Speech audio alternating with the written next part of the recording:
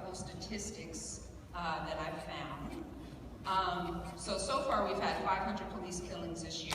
49.6% were white, 28.2% were black, 14.8% were Hispanic Latino.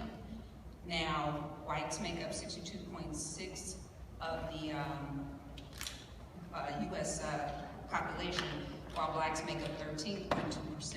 So we're over double as far as blacks being killed by police. And then there were some other numbers as far as the unarmed people that were killed by police. So you haven't talked about that at all since... Not here tonight? Here tonight. Yeah, so I've talked about it before. So I wanted to ask you about racial injustice, racial inequalities, institutional racism. Are you going to be talking to the different police departments about training reform?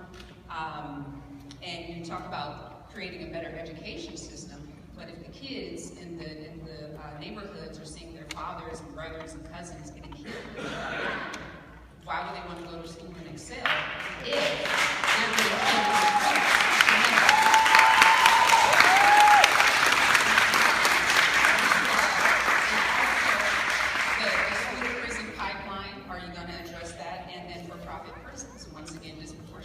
Disproportionately, black and Latino numbers make up those numbers.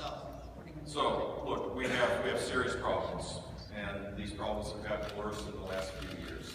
Communities, people no longer trust the basic institutions in our society that they need to trust to create, to make things work.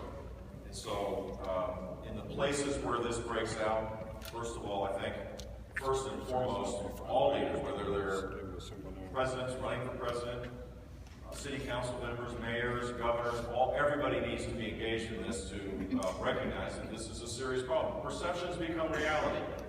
And there is racism in America. No one should deny that. Although there's been significant progress. How do you relate to it, though? How do you relate to it? I'm sorry, I'll finish. I just want to know how you relate to it. You're here in a black community. Yeah, I on the relate west side of the black community set up. How do you relate to me as a single mom and my son who steps out every day? And I don't know if he's going to step back in because of racial tensions. How do you relate to that? I relate to that by saying, how are you going to do it? I relate to it by, as president, to try to create a climate where there is civility and understanding, and to encourage mayors, leaders at the local level to engage so that there's not despair and isolation in communities. The best way to solve these problems are the way that I believe Charleston solved it, rather than communities where there was denial that there was not a serious problem. And with all due respect, a child that is educated, that believes that their chances of going to college and living a life of purpose and meaning is important. Don't tell me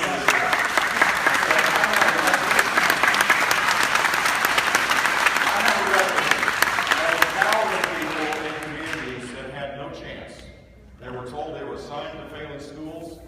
The teachers that were in those schools were not as good as the teachers that were in other schools. And the net result was we had these huge divides, and it was very easy to understand why that exists, why people don't think the system works for them. Education, to me, is perhaps the most important thing. People will believe that they have purpose and meaning